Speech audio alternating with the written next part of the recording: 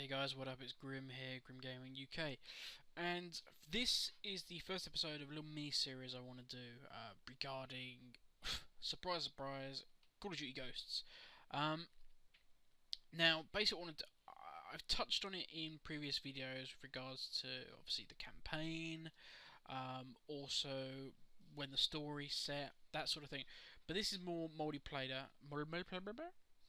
Yeah, it's easy for me to say. This is stupid. I shouldn't have gone up against this guy. Anyway, this is more multiplayer focused, and it's kind of like I did a video which was about FPS General. They had done basically three things that needed to be looked at, for want of a better term, or needed to be up to par to make sure the game was as good as it could be. I'm going to kind of expand that. I mean, there's loads of articles about that kind of subject, but I kind of want to expand this into things I'd like to see. It's only going to be 5 parts, this little series, so let's crack into it. The first is might be a bit, I don't want to say controversial because that grandioses it a little bit, but this might not be to everybody's taste, and that would be less is more, or let's keep it simple.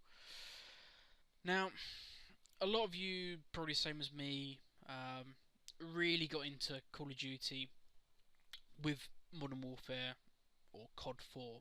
I played a bit beforehand on PC, but it was COD 4 that was Chase the Dragon for me. That was on where I kind of was like, I need more of this. The addiction began with that. Um, and if we all remember in COD 4, it was very clean, very simple. The class system was you pick X, Y, Z, and you did your thing. There weren't that many weapons. Remember, there was like what, 2 shotguns. I want to say like 4 sniper rifles.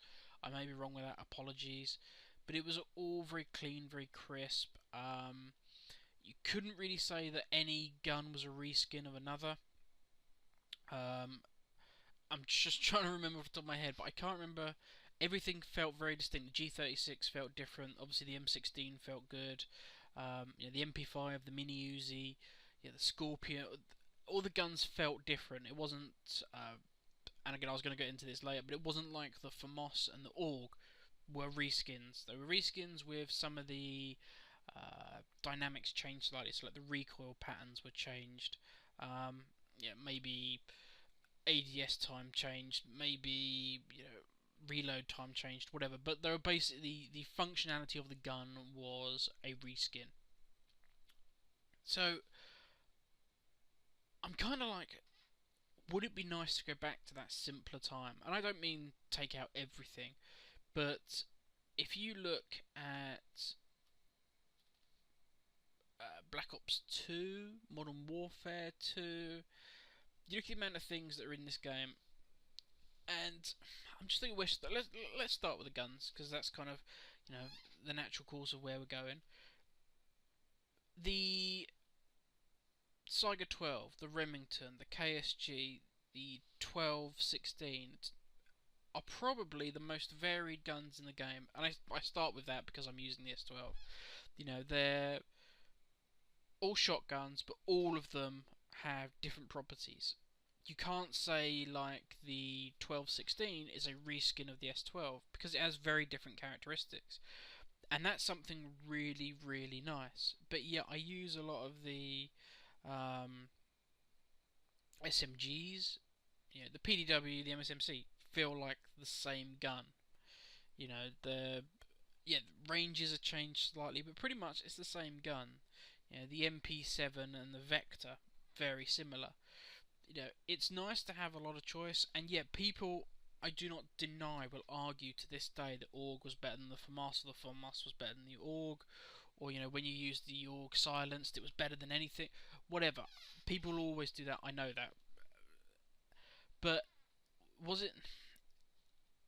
Is it necessarily better to have more just for the sake of more?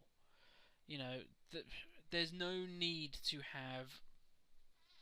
If you had taken the AUG out of, or the FAMAS, but a lot of people would argue if you took the FAMAS out of Black Ops, it would have been fantastic. But you took one of the two of them out, I don't think it would have been a great loss to the game. I would like to see more variety. I know necessarily with a new setting it wouldn't be great, but maybe less guns with more variety. Maybe bring battle rifles in. Um, have snipers as full-blown sniper rifles. Very slow ADS times, like they were in Black Ops. But then have a middle ground. Have bolt action battle rifles, like from World at War or whatever. Because I will say one thing: you see Wings of Redemption with a bolt action World at War, and he's phenomenal, better than any sniper I've seen. And it takes true skill to do it as well. Now, bring like that in, but have only like 3 battle rifles or 2 battle rifles. Have, say, 3 sniper rifles. You don't need to have the huge variety we have at the moment. Now that leads me into maps. Fucking get rid of half the clutter on these maps. Afghan didn't have half this clutter. One of the best maps in the game. Wet work. For all as much people may hate wet work or whatever, it was crazy fast flowing and what have you. But unlike Nuketown, which kind of tries to emulate wet work, it didn't have all the little hedge glitch spots. You had 2 superstructures, you had containers which made little rat runs, but there was nothing. You couldn't sit behind a crate with your gun or do this or that. You generally had to push if you wanted to find the enemy and kill them. We need more of that kind of map. Some would argue that Wastelands was a fantastic map because it was so open. Snipers pretty much, if you were out in the open, they could see you, they'd pick you off. But you had that real clusterfuck bunker in the middle where one team would try and get into, the other would try and get them out. And obviously with noob tubes it didn't help. But maps like that, very clean, but made for amazing gameplay. As I say, Afghan didn't have half the head glitch spots. You would have had so many more packing crates or barrels or whatever around Afghan if Treyarch had done it. And I'm not just knocking on Treyarch. Some of their World at War maps are phenomenal. Castle is one of my favourite maps of all time in a Call of Duty. They need to go back to that more simplistic, clean, flowing maps. They need to make them, I would say, almost stretch them out. Grab them at each end and pull them. I wouldn't mind thinner maps, but longer. So the spawns stay further apart, have less spawn flippage, but more of a fight in the centre. I've done videos on that before, that's how I feel maps should be designed. Because I think that would make for much more kinetic, crazy gameplay.